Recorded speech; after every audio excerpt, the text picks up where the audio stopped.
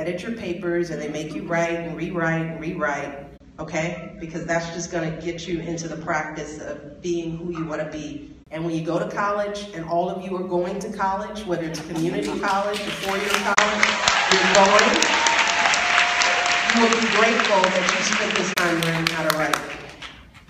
We have another question from the audience. This one is from Ria, and Ria is a Girl Scout. Hi, Ria. Hi, I'm Ria, I'm 13, and I have a question for Ms. Gillard. If other girls halfway across the country don't get educated, how does that affect people in this room? That's a great question, and I think we should care because every human being is special and important. But there's a whole set of practical reasons why we should care too. I want you to grow up and live in a peaceful and prosperous world, and the evidence is incredibly clear that the more time people spend at school, the more likely they are to support peaceful ways of resolving conflict, the more likely they are to support democracy, the more likely they are to show tolerance of other religions. The more we educate girls, the more likely it is that she will marry later rather than be forced into an early marriage, have fewer children later in life. Those children will be more likely to survive as places of poverty and places of disorder, could be on a path to peace and prosperity because we are educating the children, and particularly because we're educating the girls. So individually, your life's journey matters to you, but actually the life's journey of these 62 million girls matters to the world that you're going to live in.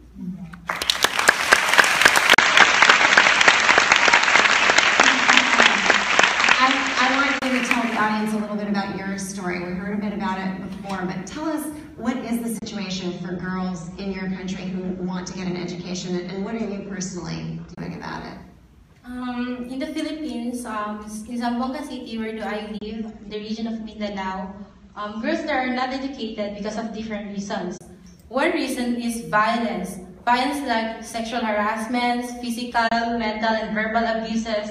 And second is poverty.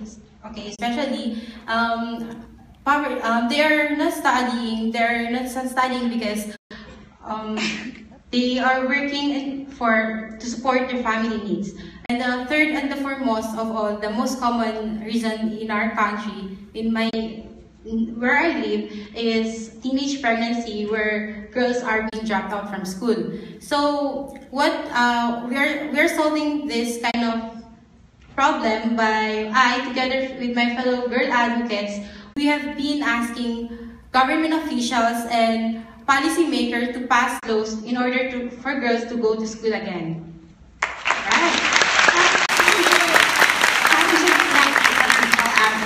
Other girls who thought this was wrong, and what has been the reaction? We are from different regions, but we are connected by the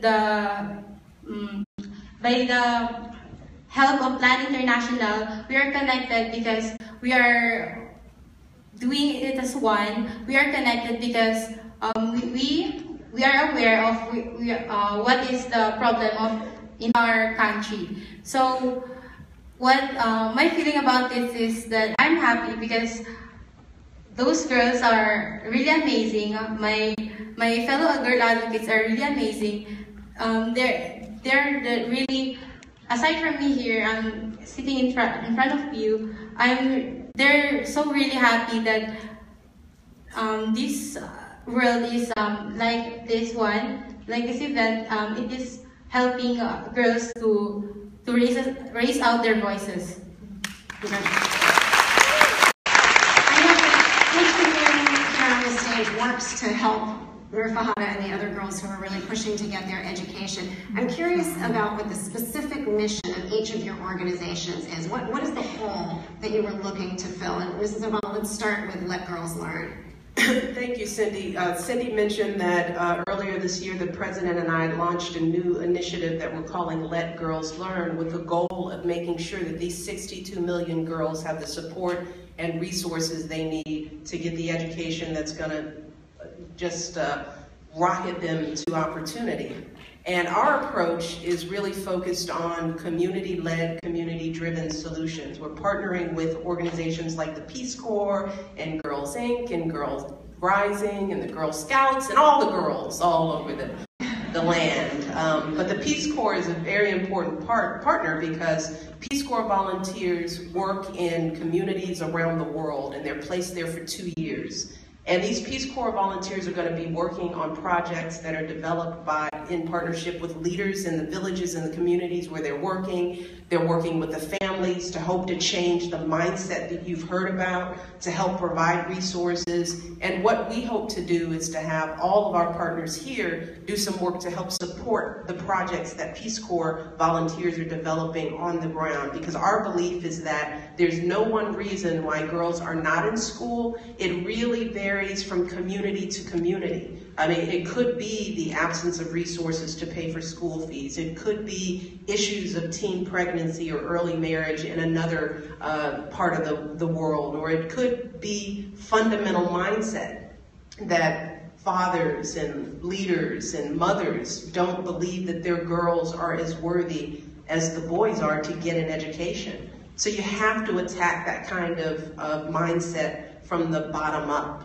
So we're really working to engage everyone on the ground all around the world, but we also want you all to be aware of this. So a huge part of Let Girls Learn is public awareness here in the US. We want you guys to know about these 62 million girls, and we want this to spur and inspire you to not take your education for granted. Because let me tell you, there are 62 million girls around the world who would give anything to be in your position. I don't care if you go to one of the most underserved communities in the country.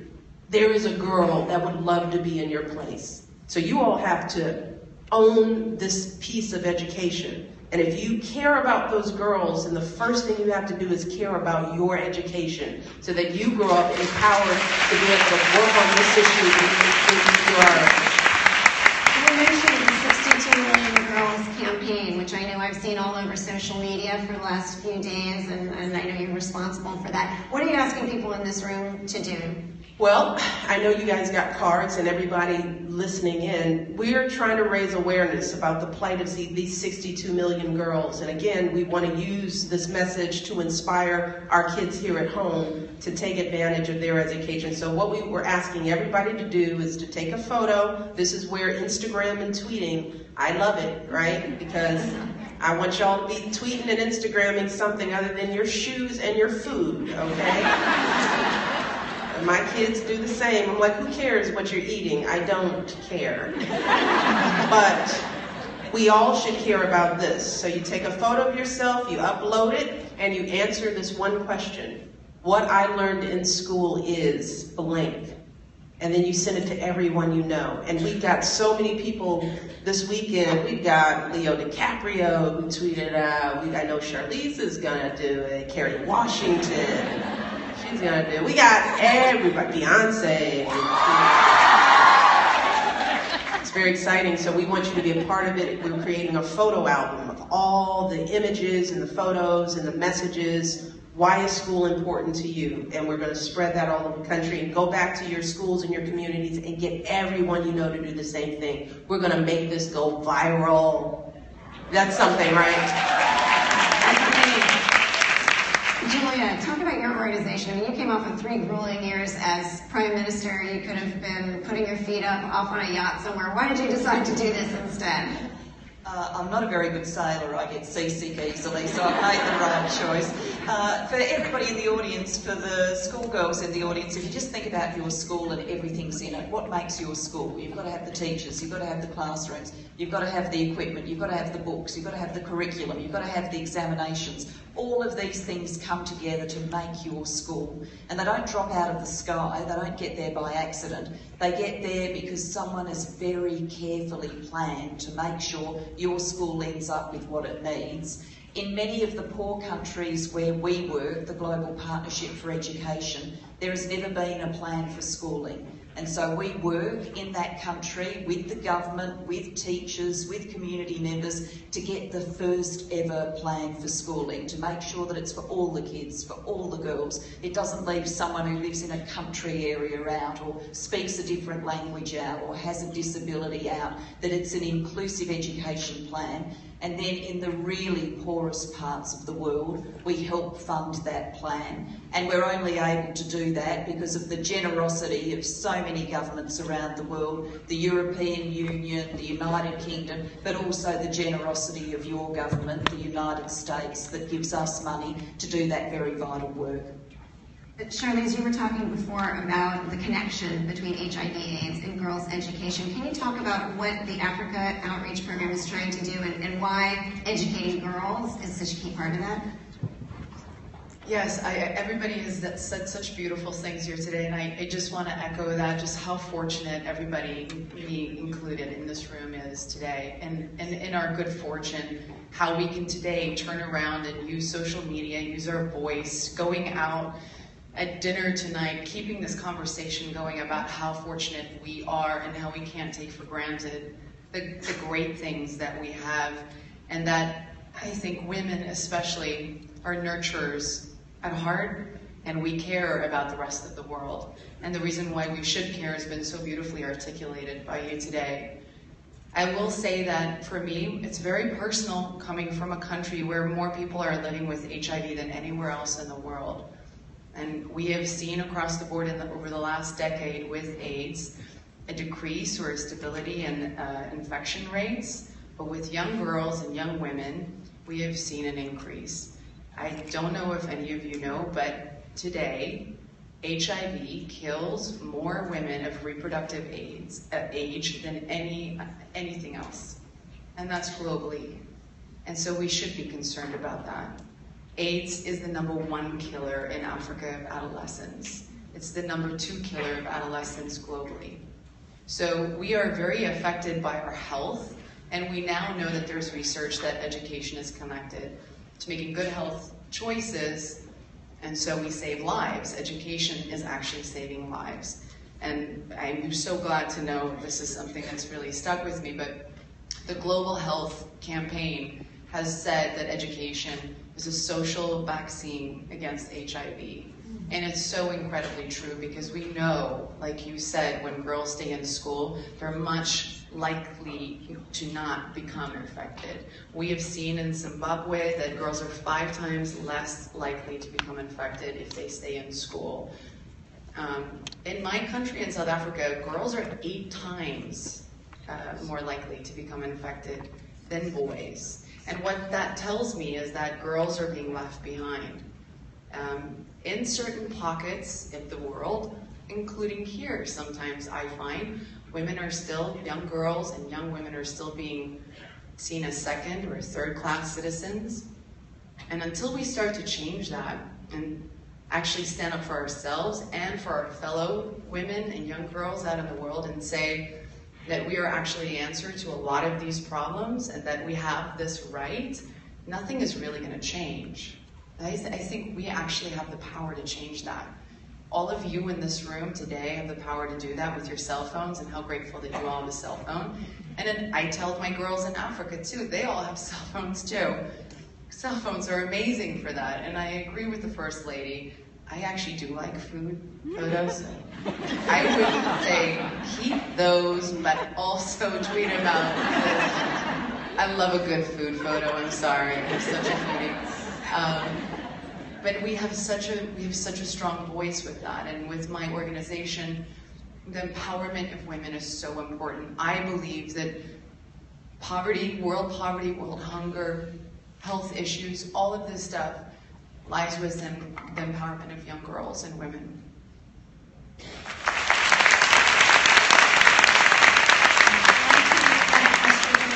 This one comes from Tiffany, who is a freshman at Democracy Prep Endurance High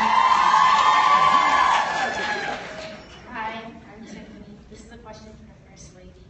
As First Lady, you have thousands of rising courses to choose from. Why are you so committed to having girls to have education? Well, I think you heard it said up here. If we want to end poverty, global poverty, if we want to improve the plight of our country, educating girls is the key to all of that. It just is. It's plain and simple. And when I look into the faces of the girls, you guys, whenever I travel around the world, I see so much promise. Nirfada, just this young, beautiful, intelligent young girl. I mean, she's traveled here. She's here in the United States. She's sitting on a panel with the First Lady of the United States, and she's holding her own. Now, just imagine just imagine if she couldn't get an education. What a waste. What a waste that would be. But there are 62 million girls with that kind of potential, and all of you are among them. And you have to know that in your heart, that you are worthy of this, and you are able to lead and to shine and to learn and to teach. You all are our next future leaders, our entrepreneurs, our mothers. So this is no joke. This issue is probably one of the most important issues that we should be tackling on the planet.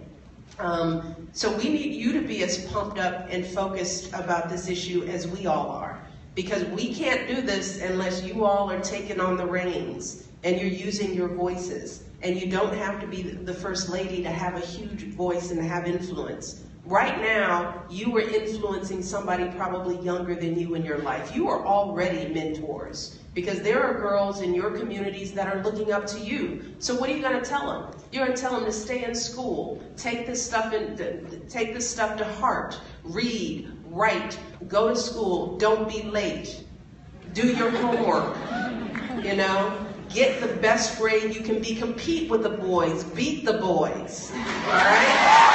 That's what you're going to tell them, because you all are capable. But we have to spread that word, and first and foremost, we have to believe it to be true for ourselves. And I learned that when I was young. I am worthy, and if I'm worthy, so are you. Another question from the audience. This one is from a Girl Rising ambassador, Laisa. Hi, Laisa. Hi. So my name is Laisa. I'm 16 years old, and my question is for all of you. In terms of educating girls, what have been your biggest successes and biggest obstacles so far? And how do you not get discouraged or disappointed when the result is not what you wanted?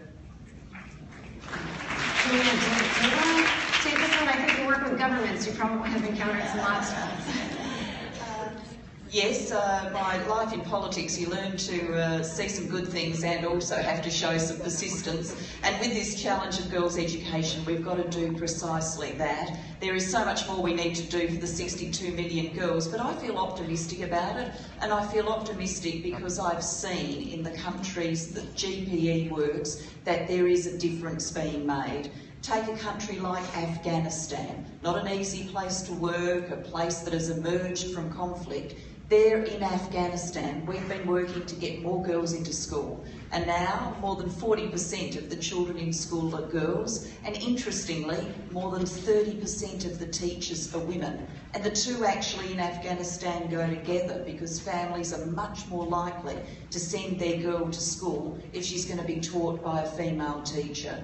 So you think to yourself, if we can make change there, then we can make it in so many places around the world. Think of South Sudan. You've probably seen some very, very sad images on your TV screens about the conflict there and how many people have faced violence. But we are working there for change, working to make sure that there's a primary school curriculum that teaches boys and girls that they are equal to each other and that they can all have a stake in the future of South Sudan. So I'm optimistic. We've seen a lot of change. Since the year 2000, 70 million more children have got to go to school. Well, if we've done that, we can do this 62 million and make sure these girls are in school too. The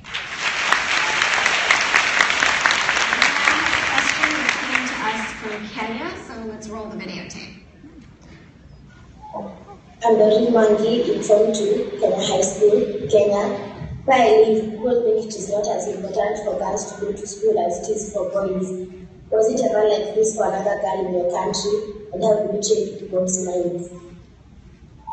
So this question is really about how do you not just change the law, but really change the thinking of families and communities? Charlize, I know you've thought a lot about this. What do you think? Well, I think we all learn from example. I really believe that, and I've learned from it, and I'm inspired by it, because every time I see a young girl not being taken for granted and giving her the equal rights that she deserves, what I see is an improvement in the family home. I see an improvement in her environment. I see an improvement in her village. We know that these things enrich not only her, but it enriches everybody that she touches. And it also enriches the social economic structure of it. She stays in school, she's going to get a better job, she's going to earn more money, and therefore the country is going to benefit from it.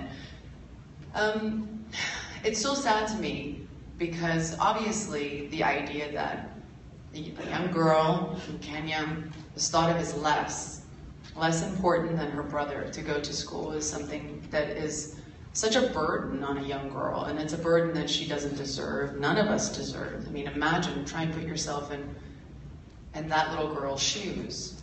So the more we talk about this stuff, and the more we actually fight, and the more we can fight from here, the more we will live by that example, the more they won't be encouraged to use that as an example. And I think that's how we inspire each other, and that's how we encourage each other. And I will also say, we should be enraged by it. I believe that we should be so excited about all of this, but we shouldn't allow this anymore. It should enrage us that a young girl in Kenya is being treated that way and not being given. Gender equality is a huge problem everywhere in the world, but especially in these pockets. And these girls are being completely forgotten.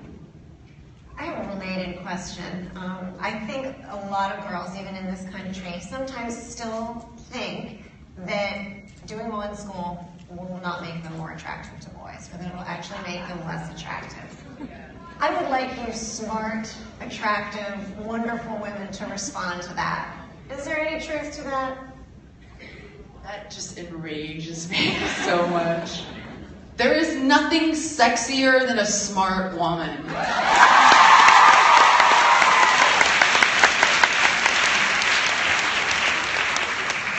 We have been told to live by a certain mold, women, especially women, and it's time to break it.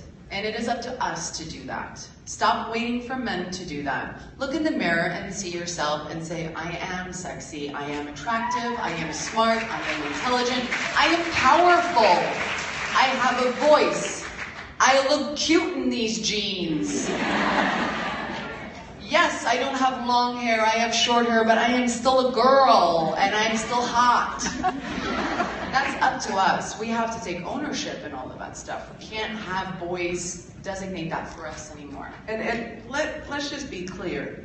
You don't want to be with a boy that's too stupid to know. A smart young lady. And I want to encourage all of us as young women, as older women, we have to raise our own bars.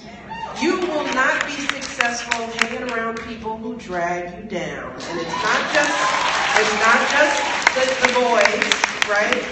But it's also our peer group, You have to fill your bucket with positive energy. And if you have people hanging around you that are bringing you down and not lifting you up, whether that's your boo or your best friend, you've got to learn how to push these people to the side. And you're going to be doing that for the rest of your lives. So get practice now. You have to clean your house of negative energy. There is no boy at this age that is cute enough or interesting enough to stop you from getting your education. Look, if I had worried about who liked me and who thought I was cute when I was your age, I wouldn't be married to the President of the United States.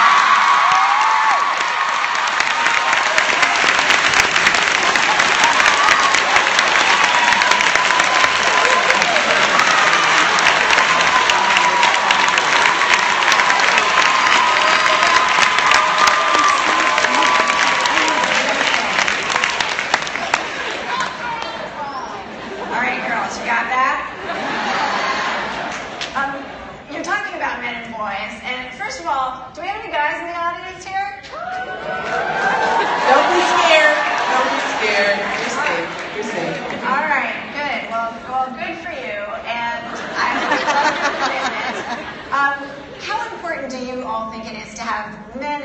actually speaking up about this. So it's not just this echo chamber of women and girls talking to each other and saying, isn't it important for us to be educated? Julia, I know you must have a lot of male allies in this fight. We do have a lot of male allies and we need them, because coming back to the question that you were discussing, how do we change attitudes? Often it can be men who are the best persuaders of other men that they should be valuing their girls' education. And we are all just blown away by the courage of Malala. She is an amazing young woman, but her father too is an amazing person, and as a man in Pakistan, he decided that educating girls mattered and made a difference not only to his daughter's life, but to so many other girls' lives. And we need people like that in communities who are prepared to stand up and say, let's educate our girls. So male champions for the change we need to see are absolutely vital to us. So to all the men in the audience, thank you for coming along, and you too are a big part of this process of change. What has male support or lack of support been like for you in your community? What have men's attitudes been as you've stood up for yourself as a girl? Well, for me, for us, for girls, it is not just like what men look ask for them. Just be who you are. No one can ever replace what is you, what is yourself. It is just that as long as you're doing right, you're doing all of things, not just for yourself but also for others, you're being good. Without regardless what is the attention of the men around you.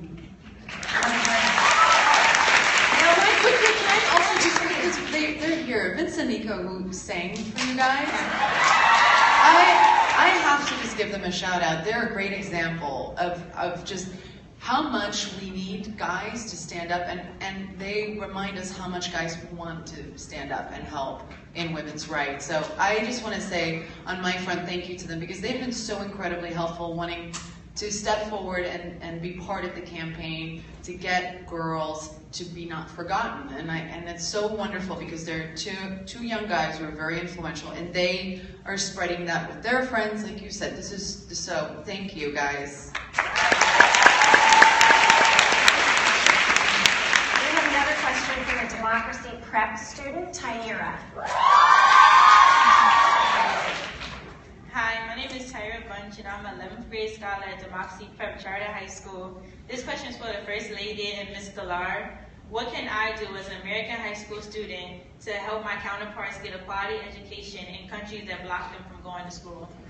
Absolutely. Well, first of all, being here, being aware, spreading the word, that's, that's just so incredibly important. If we have developed this wonderful toolkit through Let Girls Learn. Go online at letgirlslearn.peacecorps.gov. You'll find the toolkit that walks you through some ideas and strategies for providing support to the Peace Corps volunteers that are working on girls' education projects around the world. Girls groups have done things like car washes to raise money. They've done screenings of documentaries like I Am Malala. They hold education forums. I mean, there's so many interesting things that you can do, and this site will give you some ideas. The only thing I would just repeat is that don't underestimate the power of your voices. I mean, if you just think about it, if everyone here goes back and educates 10 other people in their lives about this issue, and then those 10 educate 10 more, and 10 more, and 10 more. I mean, just think about how many people will be aware of this issue and will start thinking of ways in their own lives, in their own communities for having an impact. There is no task, there's no effort that's too small on something like this. And one thing I'll say about change, just to add to the question before, is that change happens incrementally. I mean, sometimes we think in this world that change is big. The only thing that happens quickly is a disaster. A tornado will destroy a community, an earthquake will devastate, but Change for the positive oftentimes is incremental. It's person by person, it's step by step. It's the hard, boring, tedious work of every day moving an issue forward just a little bit more and a little bit more, and all of that effort amounts to something huge. So we can't be discouraged. Solving this problem will take generations, okay? It's going to take the work of your children and your grandchildren, but we can never give up. Never. We just can't afford to. We've talked about it. So we need you guys using your voices, using your platforms to bring awareness and to roll up your sleeves and think about creative ways that you can start reaching out to those millions of girls all over the world that are looking to you to be their models. I absolutely agree with all of that, and there's one thing I'd add. Your voices are very, very strong, and direct them to world leaders. The world leaders who come to this city, who go to the United Nations, who we need to fund girls' education. And what you should say to those leaders is a pretty simple thing. It costs, on average, in developing countries, $1.18 a day to educate a girl. In primary school and secondary school, $1.18 a day. It's not very much money. And when we look at the gap, how much more money do we need to make sure every girl is educated? Actually, developing countries themselves are already financing 88% of what we need. So what's the gap? It's 14 cents a day. So if world leaders step forward, 14 cents a day for each of these girls, then we would be able to make sure they went to primary school and to secondary school. That's got to be doable, 14 cents a day.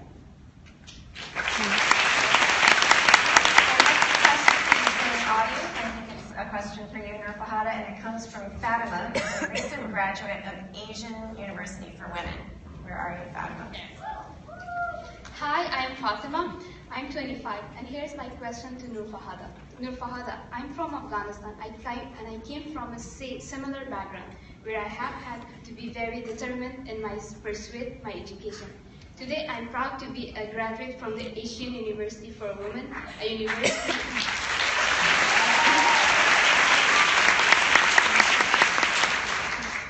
university aimed at educating women who are the first in their family to attend university. It's really inspiring to see you on the stage as a leader, an example for so many girls, but I know it must be difficult. Can you tell me what motivates you when you want to give up? Thank you. Thank you. What motivates me when I want to give up? I just close my eyes and see the faces of those girls who needs me on raising their voices, potential, and their problems, their needs, and they want me to say to the world leaders, to tell it to the world leaders, to you, that they have the potential to make a brighter future despite of what they have done for. And the most, I just see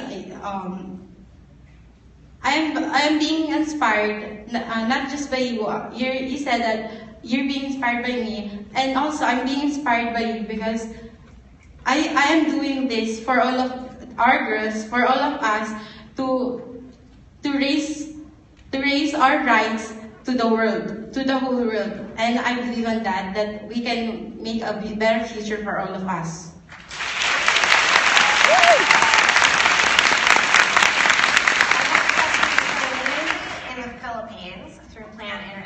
Let's take a look at the video.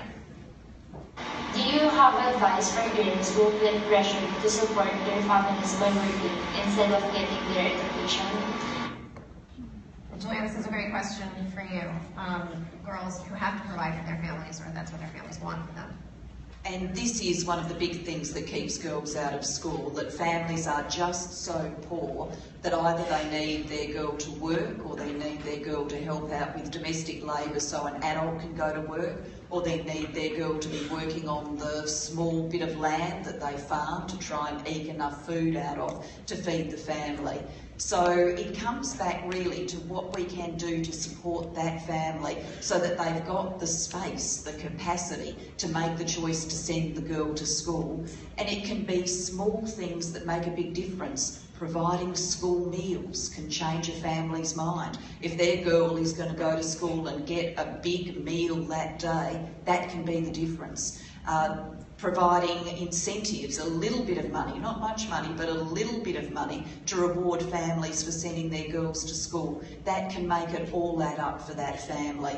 So as we're combating inequality and making sure our girls are in school, we've got to be thinking about how to defeat poverty at the same time, because it's poverty that is holding so many of these girls back. Well, this is another money-related question, and it comes from Miriam in the audience from Girls Inc.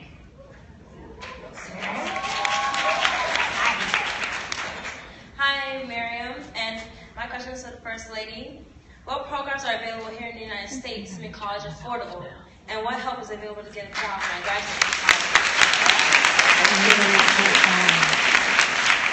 Affordability is important. It's something that I went through, worrying about whether my parents, who were working class folks, could afford to my college tuition. But fortunately, we live in a country where there are resources. And the one thing that I will encourage all of you to do who are seniors, and when you become seniors, there's something called the FAFSA form. The FAFSA form, you have got to fill that out. And there's a time frame for doing that. You talk to your high school counselors, or you can go to reachhigher.gov, our website, to find out more about FAFSA. But you have to fill that form out, because when you do, you will gain access to the billions of dollars in financial aid that this administration, that our government makes available. Something else that makes our country so unique. There are resources out there. So I don't want anybody here in the United States to let finances be that barrier. I mean, it's a real concern. You want to take this very seriously, but you've got to be involved with your college counselors. Talk to someone. If you don't have support in your school, find someone at your church. Find someone who's been to college. Talk to some of the seniors who graduated to get the help that you need, because there are resources available for you. And that's one of the reasons why I want to encourage